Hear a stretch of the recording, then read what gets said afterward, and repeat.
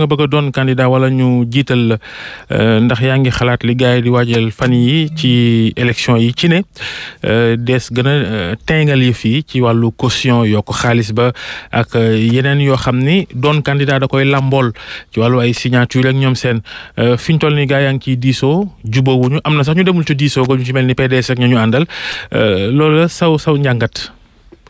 waaw xam nga processus électoral dafa doon lu sérieux président Macky Sall rek mënoon na toog ci table bi parce que waxu démbam su ko tegee teg waxu tayam ñaari wax yooyu mën nañu jàkkaarloo te je pense que waxu démbam moo gën a conforme ak tey lu si réew mi soxla maanaam tey li jëm si processus boo xamante ne dafa leer nañu lu jëm si ministre de l'intérieur boo xamante ne dafa tëddee ñaxanaay amul fu mu far dañ jàpp ne personnalité indépendante lu jëm si ñu joxe carte électeur nee na du ko def. waaw mais loolu aussi kenn mënu ko comprendre parce que wax naa ko expliquer waat ko ba mu nekkee opposition nga xamante ne le président Wade dafa gën a jëloon Cheikh Gueye daal di koy def mu chargé des élections moom si boppam dafa ñaawlu woon loolu bien que ku ñu def personnalité neutre loolu mais dafa nekk le fait que rek mu nekk si tutelle ministre de l'intérieur bi nga xam ne day def politique loolu lu ñaaw la léegi nag moom ministre de l'intérieur ba si boppam nga xam ne moom moo ko fa teg day def politique day ànd ak moom nekk ci partem moom la bëgg mu organiser élection yi loolu mënul nekk loolu jaaduwul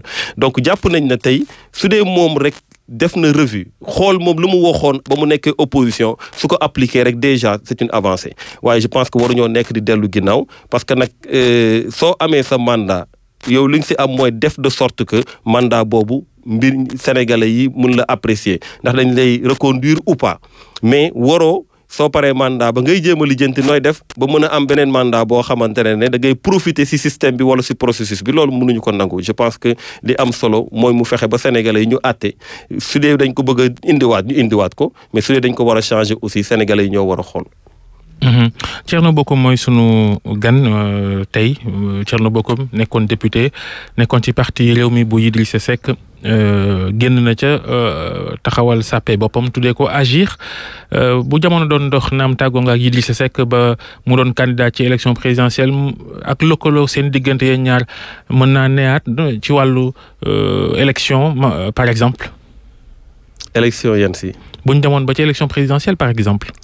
waaw élection présidentielle yi wax naa leen li ma leen wax nee naa leen léegi na leen ñun ñu ngi ci terrain bi ñu ngi waxtaan ak sénégalais yi ñu ngi nekk suñu mouvement ñu ngi liggéey tous les jours damay profiter ci mbir mi di wax di vraiment encourager remercier féliciter les milliers de personnes yoo xamante ne dañu dugg ci mouvement bi nekk ci 45 départements yu nekk ci réew mi ak 8 yu nekk ci diaspora di liggéey tous les jours je pense que loolu lu am solo la maintenant man li ma gis ci terrain bi sax parce que ñu ngi wax ay waxu deuxième tour et cetera mais man jàpp ma ne suñu liggéeyee ci terrain bi jàpp ma ne président Macky Sall war na mën a bokk suñuy dem deuxième tour.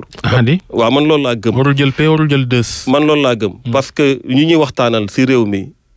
En majorité dafa am ñoo xamante ne d'accorduñu ak moom am na ñoo xam ne d'accorduñu ak moom waaye dañuy préférer croiser les bras moo tax c'est à nous de dem ci ñooñu waxtaan ak ñoom convaincre leen pour ñu dugg ci langue bi parce que li am solo tey mooy sénégalais yi suñu jugul pour jël seen responsabilité. mais tontu ci laaj bi boo nekkul candidat ci élection présidentielle yi est-ce que mën ngaa jàppale Idrissa Seck bu dee moom it candidat la.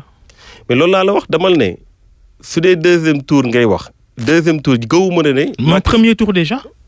premier tour est-ce que mën ngaa jàppale Idrissa Seck. sëñ bi ñun dañ nekk ci Agir. alliance générationnelle pour les intérêts de la République. dañu nekk di liggéey pour Sénégal changer dañu nekk di liggéey pour changer de paradigme dañu nekk di liggéey ak ay sénégalais de la diaspora du Sénégal. pour mu leer premier tour boo nekkul candidat doo jàppale Idrissa Seck.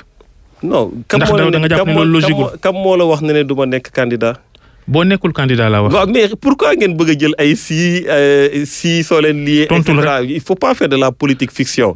tontu la rek. non ñun la ñu jàppale suñu mouvement la ñu jàppale ñun. Agir la ñu jàppale. pour liggéey pour Sénégal changer. kon c'est clair que Agir day am candidat élection présidentielle. mais su jaree su fi yeggee dinañ ko wax dama xam nga bëgguma vraiment ñu bëgg ñu dem si loo xamante ne ñëwagul. je pense que ñun on a été très très clair. mais lu ñëwagul dañ koy wàcc. waaw mais ñu ngi si. nee naa la tous les jours ñu ngi si terrain bi. le moment venu si ñu koy war a décider dinañ ko décider ak sénégalais yi parce que wax nañ ko mu leer maintenant ñun mais ce qui est décidé est que suñu ambition wax nañ ko.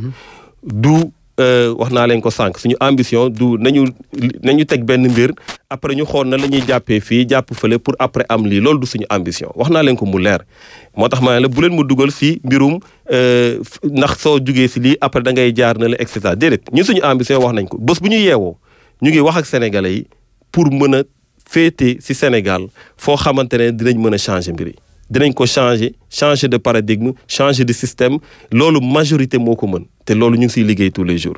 Thierno Bocoum lu ñuy junj nag léegi mooy atteb Khalifa Sall bii wéy ci tribunal bu Ndakaaru ci li nga ci jot a dégg boobaak léegi lan nga ci gis ne tuuma gi tegu na wala teguwul wala Khalifa Sall def na am defut ci li nga ci jot a dégg boobaak léegi. non man nag du ma juge mais Khalifa Sall moom ñëpp xam nañ ne procès politique la loolu lu leer la lu firnde la lu ñu sax nëbbul la. dafa mel nii rek fu mu toll nii dem nañ ba seen mbir feeñ ñu ne comme feeñ na nañ fexe rek ba mbir mi sotti maanaam lu ñu bëgg si moom ñu am ko dañu jàpp ne depuis bañ ko jàppee ba léegi. bu weesoo politique ci wàllu fait ak wàllu droit. kese bu ñu ko xoolee ak li ñu dégg ci comptable bi ak ñoom doon liggéeyandoo ak ñoom seen ci ne xaalis bi daan nañ ko génnee waaye amul justificatif dañuy defal ay facture ngir mën a justifier ko ak ñoom seen li nga ciy jot a dégg boobaak léegi ci rek xam-xamu droit ñu. bàyyi politique bi. waaw man diversion boobu laa dul dugg c'est-à-dire que dossier boo xamante ne 99% politique la 1% moo si droit man du ma rey sama bopp si 1% yi dama jàpp ne dossier politique da nga koy wax déjà mu leer na ne dossier politique la maintenant tribunal da ngeen gis ku si ne day def rôle am procureur ba juge ba avocat yi. ku si ne day def sa xalaat ak sa taxawaay leerul dara ci mbiru Khalifa Sall. waaw non mbirum Khalifa Sall encore une fois c'est un procès politique maanaam boog suñu nekkee tey bay wax droit bi lii wala avocat bi lii wala procureur bi lee c'est parce que dañu am un objectif politique d'enterrer un adversaire politique. c'est aussi simple que ça mais delluwaat ci fee yi ni ko Babacar waxee nee nañ ay fonds politiques lañ te nee nañ c'est des fonds yi nga xamante ne amuñu vocation pour ñu justifier leen fonds yooyu ñu wax ci loolu ba pare te di leen di jéem a justifier par ci ñeneen ñi wax ci ay faux. waaw mais xam nga yéen procès bi jeexagul ngeen bëgg a joxe un verdict. joxewuñ verdict dañ lay laaj. non parce que li ma leen bëgg a wax foofu c'est très simple. mais yow déjà yaa ngi joxe verdict parce que déjà quand tu dis que le procès est politique kon yow itam joxe nga sa verdict. waaw man sama verdict mën naa la fa laa ko tey. ñun dañu la laaj. non c'est différent parce que man li ma lay wax si mbirum procès politique c'est avant même ñu dem si procès bi. Khalifa Sall nekk teg fal nañ ko fi maire fal nañ ko fi député mu am immunité parlementaire gis ngeen yooyu yëpp nan la mujjee. ñu bañ ko nangul immunité parlementaire am daal di koy jël bàyyi ko ci kaso bi ba pare na dem ba jëmm jamono dañuy lever immunité am an acte bu ñu posé wul pour waree ne acte politique la amul def nañ tout pour maintenir ko ba tey ñu dem ci procès bi soo fi nekkee naan def nañu li def justement diversion boobu lañ bëgg parce que après nga ne kii wax na le kee wax na le man pour man bu kenn divertir kenn. Khalifa Sall dafa nekk actuellement ñu koy juger parce que tout simplement dañ jàpp ne c'est un adversaire politique boo xamante ne mun na gàllankoor du président Macky Sall bëgg. Thierno Bocoum jërëjëf ñu ngi lay gërëm yéen ndoog jàmm jërëjëf Georges Lissy Diop RFM matin 7h58 bopp koñ. ay boy. grand frère. non boy Pape Diouf ku yabaate la. Pape Diouf man. waykat. déet waay.